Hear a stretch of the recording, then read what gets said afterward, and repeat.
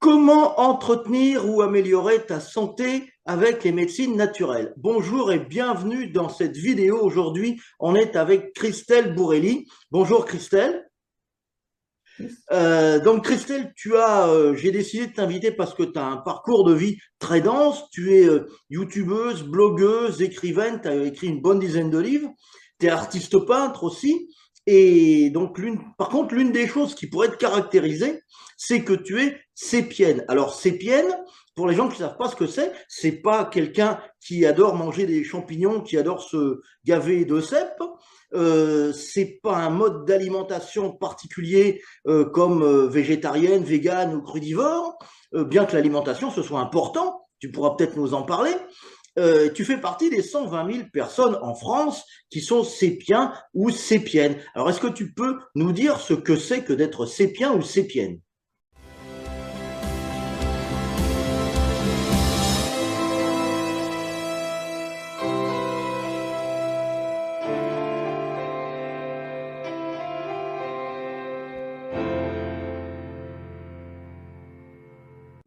Je vois qu'il est bien renseigné, effectivement, ça en a mis à peu près, hein. Et 2,5 millions dans le monde. Alors, en fait, ces pièces, ça vient du mot CEP, SEP, qui sont des initiales pour dire sclérose en plaques. Je fais partie de la communauté des sépiennes, même si ce mot-là n'est pas toujours bien accepté par la communauté, on va dire, par les personnes qui souffrent de sclérose en plaques. C'est le nom qu'on a donné, parce que sclérose en plaques, déjà, peu de personnes comprennent ce que ça veut dire, et puis c'est un peu long. La CEP, ça veut dire la sclérose en plaques. Et puis c'est comme ça que nous appellent aussi les gens qui nous soignent, hein, les professions médicales ou paramédicales. Bref, voilà, si tu veux que j'en dise plus sur la sclérose en plaques, euh, c'est une maladie auto-immune du système nerveux central qui, euh, qui est difficile parfois à diagnostiquer parce que on n'a pas de, comment dire, il y a des symptômes divers et variés qui peuvent surgir au long de sa vie quand on souffre de cette maladie. Et au départ, c'est pas toujours des signes très clairs et ça peut toucher en fait tous les organes parce que c'est une maladie en fait qui s'attaque à ce qu'on appelle la myéline, qui est une gaine qui protège les fibres nerveuses et donc qui va impacter au niveau de ce qu'on appelle l'influx nerveux. Et c'est un peu comme si tu avais, euh, en fait, la commande, c'est surtout au niveau du cerveau, de la moelle épinière que ça touche. Et donc, les nerfs, on en a partout, hein. Et ce qu'il y a, c'est que ça, l'influx nerveux, c'est par exemple que tu as le cerveau qui commande ta main, qui dit à ta main de bouger, sauf que l'influx nerveux, quand il est perturbé, sa main, elle va moins bien répondre. Et donc, on a différents types de sclérose en plaques. On a un type qu'on appelle progressif et rémitante.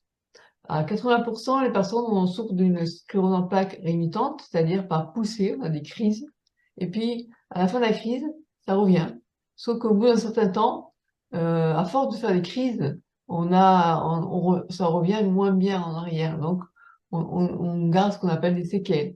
Et puis, il y a des gens qui ont soit d'emblée progressif, soit secondairement progressif, c'est-à-dire au bout d'un certain temps de crise, au bout d'une certaine période, par 20 ans, on a une forme qui arrive plus par poussée, mais de manière continue. Et là, ça veut dire qu'il n'y a pas de retour en arrière.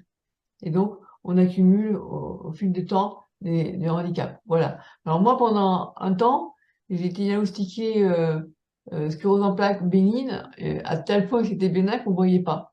Et pendant 25 ans, 26 ans, la sclérose en plaques est passée comme ça, personne ne voyait ce que j'avais. Donc, on l'a pas diagnostiquée avant longtemps. Et puis maintenant, on parle plus de forme bénigne. Euh, j'ai une forme maintenant secondaire progressive. Et malheureusement, dans cette forme-là, la forme progressive, il n'y a pas vraiment de traitement pour l'instant, puisqu'ils n'ont pas encore bien compris pourquoi. Déjà, on passe, pas pour tout le monde, mais certaines personnes passent de la phase par poussée à la phase progressive. Donc, on ne sait pas trop bien soigner. Voilà. Donc, on nous donne des immunosuppresseurs, et moi, j'ai pas voulu d'immunosuppresseurs. Donc, la maladie évolue, mais au moins, je risque pas de mourir à cause d'un effet secondaire d'un traitement plus dur. Et c'est comme ça que je suis venue à avoir pratique des médecines douces parce que je trouvais que la médecine allopathique, bien sûr, je vais pas revenir sur le fait qu'elle est indispensable, mais elle a aussi des effets indésirables, hein. Quand on prend le médicament, je suis bien placée pour le savoir parce que j'ai fait un doctorat en droit pharmaceutique. Donc, je connais la réglementation qui est très stricte, mais malgré tout, on sait que le médicament comporte des effets indésirables. Et l'avantage de la médecine douce, c'est que, comme elle porte bien son nom, elle est douce.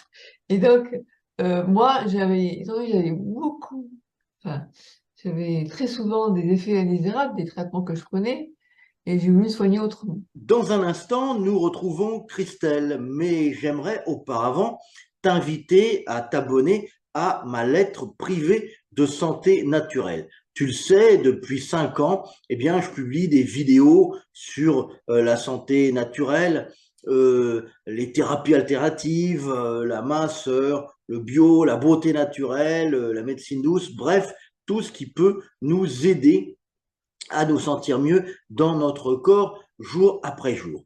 Mais ces vidéos, ce sont qu'une petite partie de ce que je peux t'apporter, la face émergée de l'iceberg en quelque sorte. Et il y a plein de trucs, de conseils ou d'astuces que je dis pas dans mes vidéos YouTube et que je partage donc dans ma lettre privée.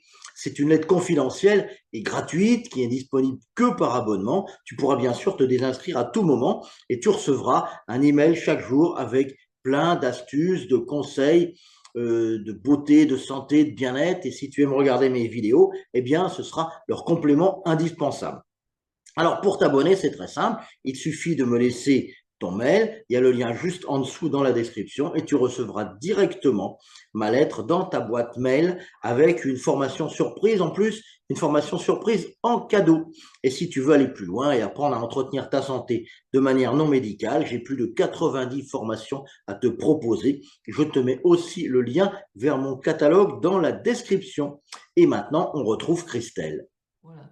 Alors, comment est-ce que on a vu un petit peu comment tu as découvert que tu avais la CEP, hein, donc ça a été diagnostiqué. Bon, il faut savoir que la sclérose en plaques, d'après ce que je me souviens de mes cours de première année, c'est que en plaques, ça signifie que la fameuse myéline, qui est donc la gaine qui entoure les nerfs, les fibres nerveuses, eh bien, elle n'est pas attaquée de la même manière. Elle est attaquée par plaques, elle est attaquée par morceaux. Donc, c'est pour ça que ça s'appelle en plaques. Mais comment tu as découvert un petit peu que tu avais la CEP? Parce que en fait, c'est quelque chose qui, comme tu dis, qui se diagnostique. Non pas, c'est pas comme un rhume ou une grippe. Je tousse, j'ai mal à la gorge, donc il y a des grandes chances que ce soit le rhume, la grippe, etc. La CEP, ça se diagnostique en fait par tout un tas de symptômes qui pourraient provenir d'autre chose. Et donc, on se dit, peut-être par recoupement, ça pourrait être ça. Donc, il faut savoir qu'en fait aussi que c'est une maladie qui touche énormément de femmes, beaucoup plus de femmes que d'hommes. Hein, parce que je crois qu'il y a à peu près 3 quarts des femmes qui sont touchées et 1 quart d'hommes. Et c'est une maladie qui se diagnostique relativement jeune, entre 30 et 40 ans. Donc, comment c'est arrivé, comment ça s'est passé la première fois où on t'a dit, alors que tu as eu des symptômes pendant des années, comment ça s'est passé la première fois où on t'a dit, bah, c'est la CEP, c'est la sclérose en plaques? Et beaucoup de questions. En fait, déjà, je vais peut-être revenir sur le terme sclérose en plaques, parce que c'est quelque chose souvent qu'on me demande. Il faut savoir que la sclérose, ça veut dire scléroser, c'est quelque chose qui durcit, en fait.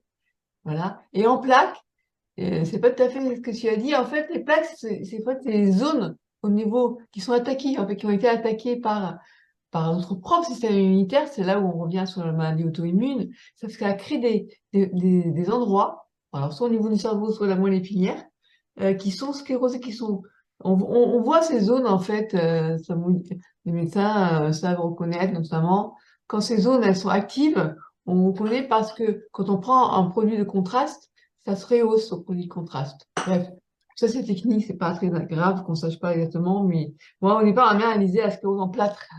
Donc, c'est des termes qui sont pas très faciles à comprendre au départ. Alors, le diagnostic, tu m'as parlé, en fait, de savoir comment se faisait le diagnostic. Faut savoir que, euh, jusqu'en 76, on n'avait pas encore un outil indispensable qui est l'IRM, l'imagerie par résonance magnétique, qui est vraiment un élément indispensable pour diagnostiquer la maladie. Et on a divers symptômes qui peuvent faire suspecter au médecin la sclérose en plaques, mais il n'y a pas vraiment, en fait, c'est pas comme une maladie ou une dermatologie qu'on reconnaît tout de suite. Ça, c'est le psoriasis. Il y a encore, je dis ça, mais c'est pas toujours évident pour les dermatos à reconnaître d'office ce que c'est comme maladie. Mais pour la sclérose en plaques, c'est souvent avec le temps. Que vraiment, le temps est une arme. Enfin, pour les neurologues notamment et pour les médecins, c'est au fil du temps, eh ben, on va faire ce qu'on appelle un diagnostic par élimination d'autre chose. Voilà.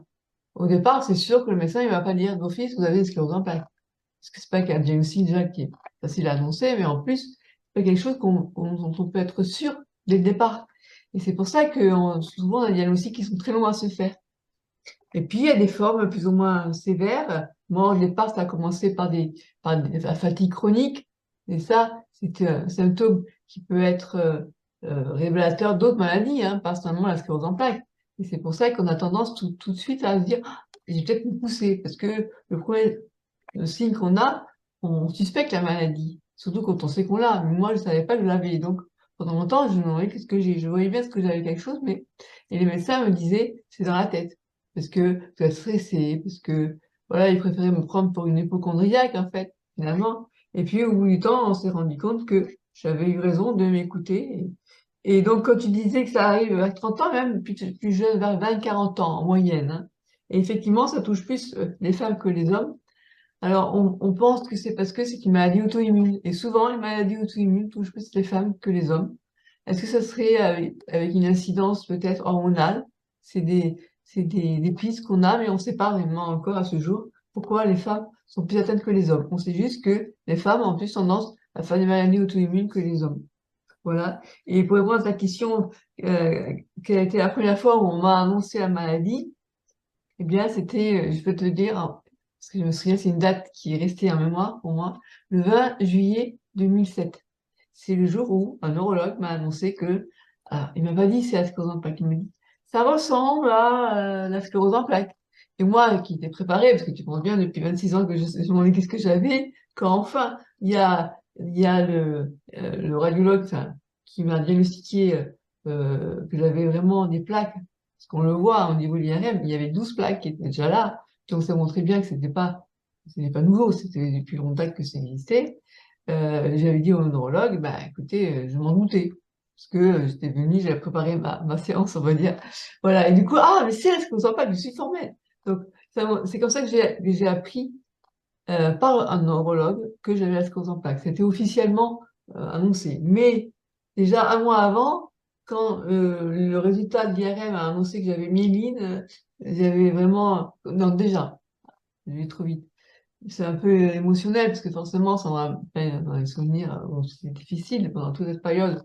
Pendant un mois, j'ai dû faire des examens, l'IRM, et le médecin, le neurologue avait marqué myéline pour interrogation. Donc, il suspectait déjà la sclérose en plaques. Donc, j'ai cherché le mot myéline sur Internet.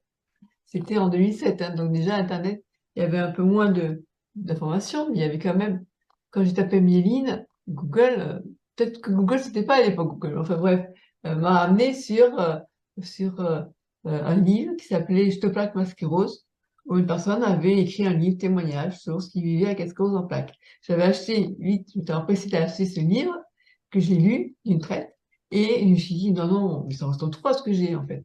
Et du coup, j'ai cherché qu'est-ce que c'est qu'la sclérose en plaques, voilà. Et après, quand j'en parle à d'autres neurologues, ils me disent, bah, vous n'êtes pas la seule à qui c'est arrivé. On a encore de nos jours des erreurs de diagnostic ou des lenteurs de diagnostic. Parce que la maladie, elle n'est pas toujours, elle n'arrive pas d'office comme ça avec un symptôme tellement évident qu'on sait. La personne qui se lève le jour au lendemain n'arrive pas à se lever, ben là, on va amener aux urgences, on va faire une IRM, voilà. Mais à l'époque, l'IRM, c'était pas aussi courant que maintenant, quoi. Voilà. Alors, tu as parlé tout à l'heure des médecines douces, que tu utilisais les médecines douces et que ça t'avait aidé. Est-ce que tu peux nous donner quelques exemples de médecines douces que tu utilises pour soit pour accompagner ton traitement de la sclérose en plaques, parce que les médecines douces, on peut aussi les utiliser comme ça. On a un traitement médical, un suivi médical et des thérapies complémentaires qu'on peut appeler médecine douce ou de plein d'autres noms, mais des thérapies complémentaires qui aident le traitement médical qui aident à supporter les effets secondaires, par exemple, ou des thérapies qui peuvent aider au quotidien à se sentir mieux. Alors, qu'est-ce que tu utilises concrètement dans ton travail de lutte contre la sclérose en plaques qui, évidemment, est au quotidien? Alors déjà, en 2008, voilà, en fait, après avoir appris le diagnostic de sclérose en plaques, c'est vrai que bon, ça me choque quand même, hein, l'annonce. Et puis, bon, j'ai trouvé parce que j'avais des douleurs au niveau neuropathique, au niveau des jambes, que tout ce qui était réflexologie et massage me faisait du bien, en fait. Et quand j'ai essayé les traitements allopathiques qui me donnaient contre les douleurs, ça m'en suffit tellement que, en plus, à l'époque, je passais ma tête. Donc, j'ai dit, je laisse tomber les traitements allopathiques et j'essaie plutôt côté médecine douce. Et j'ai pris une semaine, j'ai engagé pour 10 séances avec un réflexologue que j'avais découvert lors d'un salon bien-être et de médecine douce. Et ça m'avait fait vraiment du bien tous les mois. Je le voyais régulièrement. Et ça m'avait aidé. Alors à l'époque, je crois, et d'ailleurs depuis, j'ai vu qu'il y avait un article dans un journal qui avait montré, ils avaient fait une étude que effectivement, pour les gens qui souffraient de sclérose en plaques, ça pouvait vraiment avoir des vertus, la réflexologie, au niveau de la fatigue. Je me souviens, c'était la fatigue. Moi, ça m'avait aidé pour un peu les douleurs et les troubles urinaires. Voilà.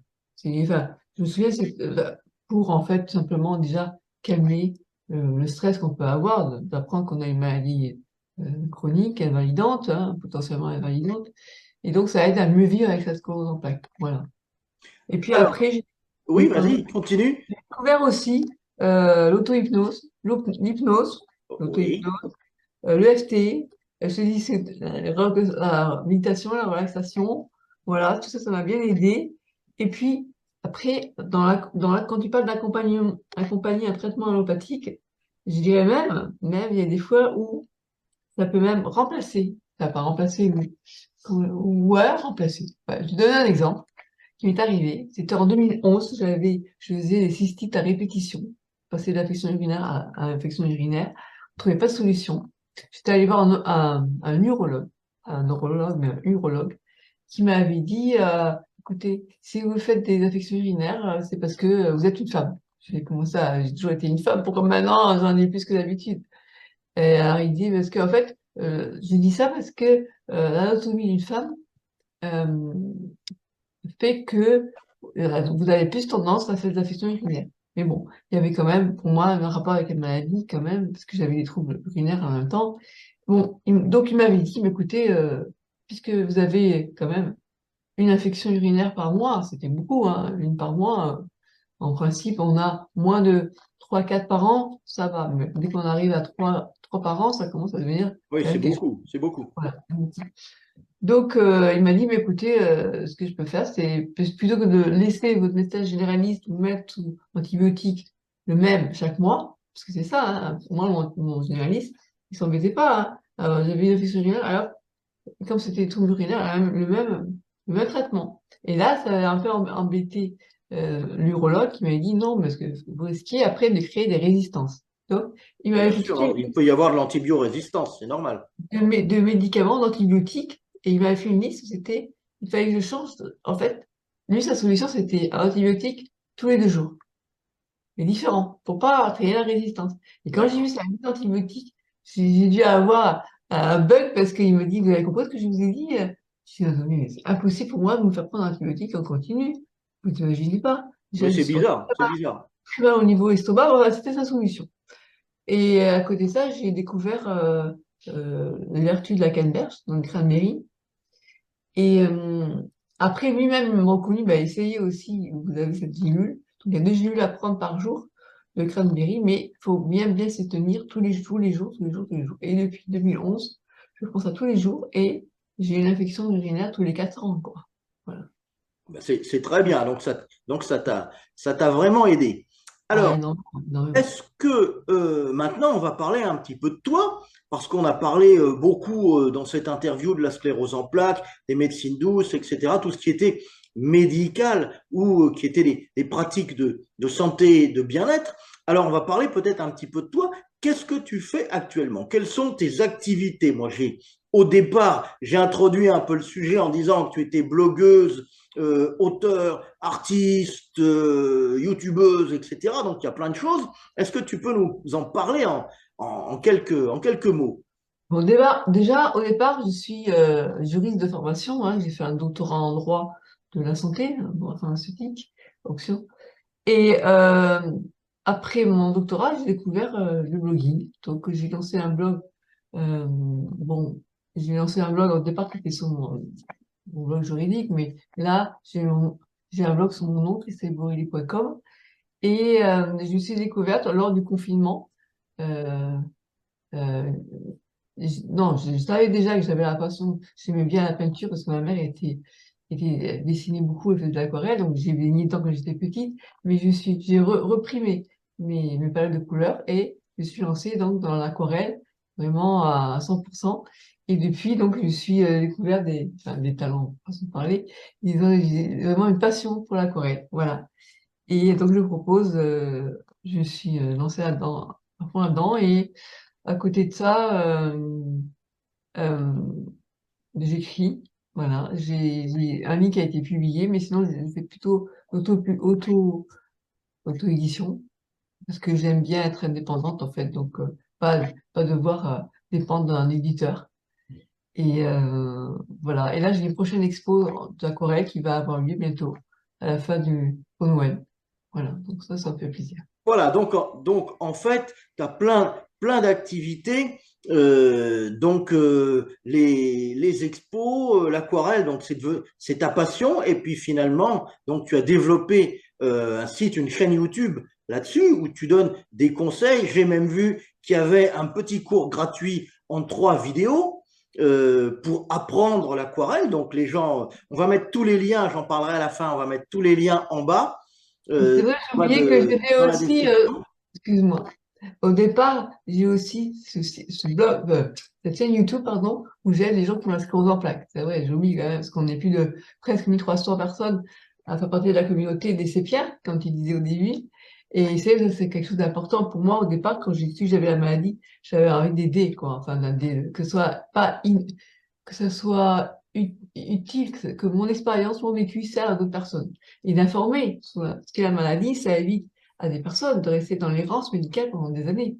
Si moi j'avais eu en face des gens qui me disent, dans leur témoignage, eh bien, ça m'aurait peut-être fait penser que c'est peut-être ce que j'ai moi aussi. Et ça, il y a beaucoup de gens qui sont en souffrance de diagnostic, qui sont en attente de savoir de quoi je souffre. Et les médecins leur envoient en disant c'est dans la tête.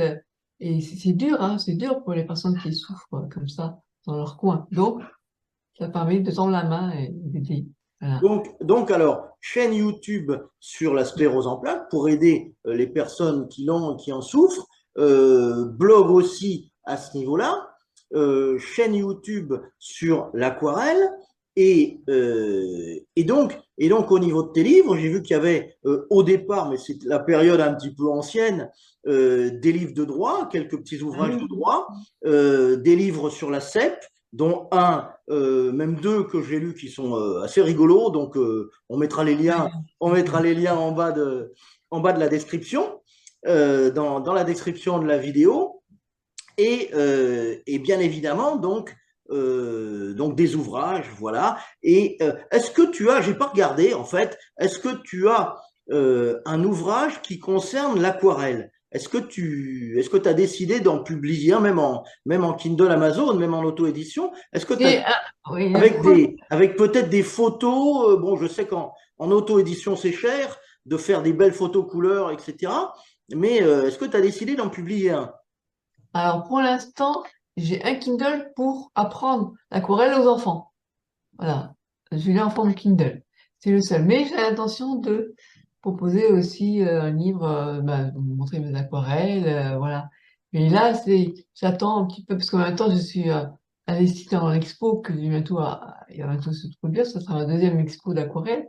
Et ça fait plaisir parce que de bouche à oreille, là, j'ai eu ma première commande d'un portrait sur mesure. Et c'est quelque chose qui me plaît beaucoup. Et j'essaye d'améliorer toujours mon art à côté de ça, où, où je fais des portraits réalistes. Je peux t'en montrer un, c'était celui-là. Vas-y, oui, oui. Alors, bon, là, là, j'essaie actuellement, c'est les portraits, j'essaie de faire quelque chose de très réaliste. Alors, c'est particulier, hein. J'ai pas fini, hein. Là, D'accord. Ah, c'est voilà. chouette. Et puis le petit vieux. J'essaie que ce soit très expressif. Ah oui, là, il est très expressif. Il est très Voilà. expressif, Et ce puis monsieur. après, bon, ce que j'aime beaucoup, c'est peindre tout ce qui est la nature, donc le ciel, les grandes étendues, le ciel, la mer, les nuages, voilà. Mais bon, là, c'est pas pareil, hein. Puis j'ai peint aussi. Donc, en fait, on peut, On s'occupe à on apprendre. peut te retrouver, on va pouvoir te retrouver dans des galeries dans lesquelles tu vas exposer. Et pour quelqu'un qui voudrait avoir un Bourrelli dans son salon, comment est-ce qu'il faut faire? Elle va me contacter. D'accord, d'accord. Et Voilà, donc quelqu'un qui comme ça, voudrait que tu lui tires le portrait et que tu lui fasses une aquarelle peut aussi te contacter avec pour plaisir. avoir une œuvre originale, bien entendu, Ah puisque oui, hein, c'est unique, hein. ce sont pas des reproductions, c'est évidemment des œuvres originales où tu prends ta feuille de papier, tes pinceaux, tes couleurs, etc. Et voilà. Donc, il n'y a pas d'intelligence artificielle là-dessus, il n'y a que de Non. l'intelligence naturelle et de la création artistique. Alors, pour terminer cette petite interview, est-ce que tu pourrais donner aux personnes qui nous regardent, moi j'ai marqué 3 conseils, ça peut être 2, ça peut être un peu plus, ou des petits conseils pour les personnes qui ont des difficultés de santé chronique. Est-ce que tu pourrais donner quelques petits trucs qui t'ont peut-être servi à toi ou que tu as appliqués? Bon, déjà, le premier conseil, et qui est pas du tout ce qu'on entend dire autour de soi, c'est, contrairement à ce qu'on nous dit, arrête de t'écouter, vas-y, parce que c'est ça, hein, l'entourage, souvent, quand on se plaint, on a ça, on a ceci, on a cela, ils nous disent, arrête, tu t'écoutes trop, tu regardes trop le nombril. Mais moi, j'ai envie de dire, non, n'écoutez pas ça, au contraire, écoutez-vous. Parce que vous êtes la mieux personne, la mieux placée pour pouvoir dire si vous sentez que vous avez quelque chose. Même si les médecins vous disent c'est dans la tête, c'est rien, c'est. Et si vous sentez au fond de vous que vous avez quelque chose, mais faites-vous confiance, parce que peut-être que c'est vrai. Voilà. On a toujours tendance à dire aux gens, finalement, ça, il est hypochondriaque, ils sont somatise, bon, ça va passer. Et on a envie aussi, nous, d'être un peu dans le déni, en se disant, bah, c'est rien, et tout, on avance, c'est bien. Mais si vous sentez au fond de vous qu'il y a quelque chose, eh bien, croyez-vous. Voilà, ça c'est la première des choses que j'ai envie de dire. Et puis après, c'est aussi apprenez à vous autoriser à penser à vous, à faire une pause, parce que on a tendance dans le stress de la vie quotidienne à penser un peu trop aux autres. Peut-être, je veux dire qu'on pense trop aux autres, mais disons que s'autoriser à prendre du temps pour soi, ça c'est important. Je pense que c'est pour toi qui va me contredire parce que c'est important pour pouvoir avoir le temps de faire la réflexologie, par exemple, hein. Il faut s'autoriser à penser à soi. Et on ne sait pas être égoïste, parce qu'on ne peut pas aider les autres si pense pas d'abord à soi. Ça, c'est quelque chose d'important. Et puis, si on a besoin d'aide, j'ai envie de dire, troisième conseil, c'est faut aussi ne pas ne pas avoir peur de demander de l'aide. Si on a, des fois, on a besoin, hein, on sait plus comment trouver, quelle solution trouver, et on n'ose pas, des fois, on est un peu pudique, on dit non, on paraît des fois quelqu'un de fort, et puis, mais demander de l'aide, ben, c'est des fois indispensable. Voilà. Et pas avoir peur de le faire. Eh bien, merci beaucoup, Christelle, pour cette belle leçon d'espoir et de courage et de résilience, et puis surtout pour cette super interview. J'espère que ça aura inspiré beaucoup de gens, puisque c'était le but de cette interview, d'inspirer, d'être vraiment une interview qui inspire toutes les personnes qui regardent. On a bien compris que tout n'était pas toujours rose tous les jours pour toi, parce que là, tu as le sourire, mais bon, il y a l'arrière-plan, évidemment, il y a le backstage, où t'es pas toujours comme ça, ou c'est pas toujours comme ça, avec un sourire et tu parles aisément, etc. Donc ça peut peut-être être parfois un petit peu plus difficile. C'est pas toujours évident question santé, mais qu'à côté de cela, tu avais de très nombreuses activités et que le fait d'avoir la sclérose en plaques, qui est quand même vraiment une maladie parfois invalidante, parfois handicapante, hein, eh bien le fait de l'avoir, ça n'empêchait pas du tout d'avoir plein de projets, plein d'activités, plein d'idées. Et donc, t'en es l'exemple vivant, c'est une formidable leçon de résilience. C'est vrai qu'avec le temps, et peut-être mon humour aussi, ça pour arriver à prendre du recul et c'est apprendre à surmonter les obstacles, parce qu'on a tous des obstacles, des aléas dans la vie. Et ça, c'est quelque chose qui, une capacité que j'ai et qui s'apprend hein, aussi. On peut apprendre la résilience, c'est quelque chose qui est un processus qui est pas, qui ont certaines personnes qui l'ont plus que d'autres, mais ça peut s'apprendre et ça peut s'aider. Ça, c'est peut-être une idée de livre aussi, justement. Comment arriver à surmonter les difficultés. Et ben quand le prochain Bourrelli sera paru, on va tous, je mettrai un petit post, une petite annonce, de façon à ce que tout le monde aille l'acheter. Alors pour toutes les personnes qui nous regardent, on va mettre des liens, bien entendu, vers tes chaînes YouTube, des liens dans la description, juste en dessous, la description de la vidéo, vers ton blog, vers les livres que tu as publiés. Et donc, bien sûr, si la vidéo vous a plu, ben, vous n'hésitez pas à vous abonner à la chaîne, vous cliquez sur la cloche, enfin vous connaissez tout ça, pour activer les notifications et recevoir un petit message de YouTube à chaque fois qu'il y aura une nouvelle vidéo. Je vous remercie de nous avoir regardés. À bientôt Christelle et merci encore pour cette interview. Et puis on vous dit tous les deux à très vite. Merci beaucoup. Bye bye.